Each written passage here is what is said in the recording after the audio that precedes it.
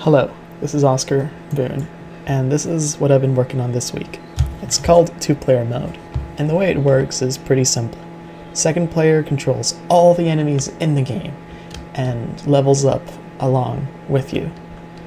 Whenever you press A or any of the face buttons, you can use an attack, and you can also switch to the nearest enemy by pressing the left trigger button. The idea, pretty simple. One player versus the other player, but each one has a different objective. It's like they're both playing a roguelite, in a way. Main player, he's playing roguelite in a regular manner. He's trying to get upgrades that are going to make him stronger along the way. But second player is trying to get upgrades that synergize with his own build, and maybe he sees that player one is trying to go into a particular build. So if he can maybe make a build that would hinder player one, then that would be pretty sick. So that's the idea. It's two people, but they have two different builds, and they're trying to see if their build can destroy each other. And here's how player two levels up. Whenever you go down a floor, every even floor is going to present you with this screen. You can get something to mess up player one, such as bad rolls, or you can upgrade a particular unit. Upgrading enemies in an interesting manner. This one makes it so all the bomb porcupines have better bombs, and then you can even go for a bomb build too. And this isn't just to the smaller enemies, but this is to every single enemy into the game. As we can see here, this guy is controllable with the right trigger, and once he wakes up, we'll be able to move him just like, and then we can select the trajectory. Let's see if he does the second attack. We want to see the attack where he's firing bombs down from the very bottom. This is generally the idea of having two people compete, having boss fights. Here we go. We can even control where these things will land, so we can try to predict where our main player is gonna move to and try to throw a fireball where he's going to be. Correct. This enemy the main focus of this boss fight is around deflecting projectiles. So you press A, he does this deflecting attack. Right now I don't have the sword working. I can do that later, but that boss fight is just around deflecting projectiles. And on the second phase of that boss fight, the boss gets really, really strong. This boss fight focuses around you press A to let the manta rays their shockwaves attack, and then you also control this tiny little manta ray. You can only control where he aims, but you're just trying to shoot the player down, right? And that is it. That is the entire thing that I've been working on, this two-player co-op mode. Well, not co-op, the opposite, versus mode. You two are going off against each other, trying to outmaneuver each other. And we have some really cool upgrades. We have the ability to upgrade all our dragons so they're green, and their fireballs bounce off walls as a result. This goes online once we go to the next floor, because usually you see this screen in the when you're falling down. We can make it so whenever you take damage, all your stamina gets depleted. We can make the fire move 50% faster through the grass. We can make fire move 30% faster. Let's see. We can see all of them. This one increases this curse that prevents you from using items or stamina by 30%. This one allows you to double speed on an enemy whenever he grabs a stamina bit. I'm trying to, the idea is to incentivize stealing items from player one, and this one's flat out steals, lowers player one's health. It's the player one's upgrade is called half full, and this one is called half empty. Now this one allows you to steal all pickups, including apples. This one makes your stamina costs roll a little bit more. This one I really, really like, because it contextualizes the grass, right? Think of it like this. Grass is this really boring like thing. It doesn't do anything except look pretty at first. But you can upgrade grass to give you like some benefit to a specific player.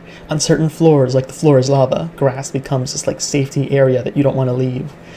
This one just makes it so whenever an enemy is behind grass, he does not take damage. And this one allows spiders to leave behind webs.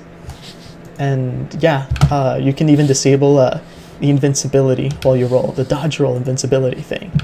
This one is part of a really great synergetic upgrade that I love. Whenever an enemy dies, he will spawn in a bomb. But if we combine it with one more upgrade, let's see if we can find it, it can become extremely deadly. This one. So whenever, well, all bombs in the game now move towards Wally. So effectively, if our guy is not standing in grass because, oh no, this takes effect next. Yeah, this should. Oh yeah, there it is. So whenever he died, he spawned a bomb, and then the bomb just immediately started moving towards us. So now, like, player 2 has this play style of moving, try to suicide themselves by, like, touching player 1, and and even if he does die, he like there's a chance that the bomb will straight up hit him. So this one just creates this additional bomb. Oh, then here we have the green dragons, and they should deflect. Yeah, there we go. They deflect off any walls and stuff. One more thing that we added that I thought was super cool is, look at the color of the boomerang. It starts out yellow, but you notice how like it goes red on that last frame. That's when it deals 2 damage. But if you throw the boomerang on the exact frame that the arrow turns red, you get rewarded by +1 damage. So you go from doing 3 to 4 damage. You also have to do the timed hit. You don't get the reward if you don't do the timed hit. And this is, okay, let's see if we can pull this off. It's super tight timing window, but can we do it? Wait, no. No. Timing window is super tight. Dang. And there's the bomb. Oh, shoot. Oh, it looks like our screen froze out, so we're not going to continue on. That's our devlog. Let me know what you guys think. I'm super excited to hear just feedback from you guys. Let me know. Yeah, just hear. Well, and I think the only upgrade that you guys didn't get to see was this new one that I added in. It allows hell fireballs to leave behind embers that deal damage to Wall if he touches them. That's all. Thank you very much for taking the time to look at this video. And if you have any comments, feedback, please let me know. I'd really like to hear what y'all think of this whole thing. I added this in because almost as an afterthought because I wanted 2-player mode, but I did not want to compete with the big roguelites like the way they do 2-player mode, which is this co-op mode. You work together and you try to vanquish those enemies. Because if you want to go for that experience, I will just straight up recommend play Enter the Gungeon. It does to co-op much better than my game, or Nuclear Throne does that really well. So I didn't want to compete in that same vein. I wanted to do something that was just a little bit different. I do know that Crawl does this type of game mode as well. I do think that there are some things in my game that do a good job at separating itself from Crawl, but yeah, like this is how I want to do 2-player mode. I think it's a lot funner than just having cooperation. And also it does fix this huge problem that the game's design had, which was there was no scale in difficulty. All the enemies had they were as hard from the first couple of floors. That's the same difficulty that all the enemies would have.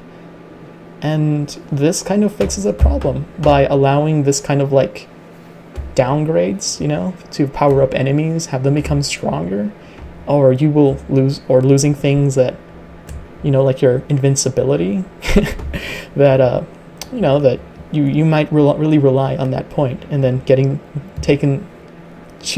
the decision on getting rid of that might seem really scary and increase your likelihood of dying. And I do want I want the game to get harder as it progresses. So getting rid of things that made the game easier and just end up making the game harder, and I really like that. Really, really do. Anyways, thank you very much for taking the time to check this video out. Check out the Discord if you want to just play test it. There's always going to be a copy there. If you want to follow me on social, I have my Twitter there. Anyways, thank you very much. See you guys on the next video.